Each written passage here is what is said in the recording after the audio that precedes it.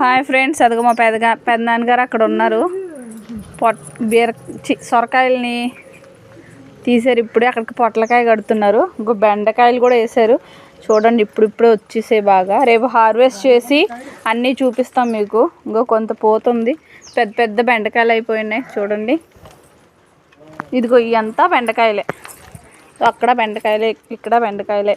ఈ పాదు చుట్టూ అక్కడ దాకా బెండకాయలే వేసేసారు. మధ్యలో పచ్చిమిరపకాయలు వేసున్నారు. అక్కడ పాలకూర వేసారు, గోంగూర వేసారు.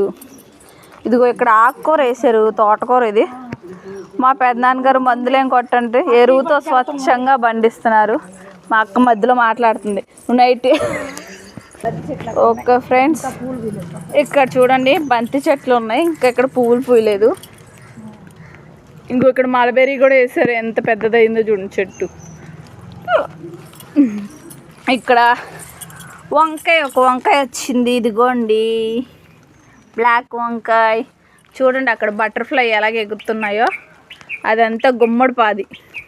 గుమ్మడికి కూడా పువ్వు వచ్చింది. చూపిస్తాను చూడండి. ఇదిగో గుమ్మడి పువ్వు.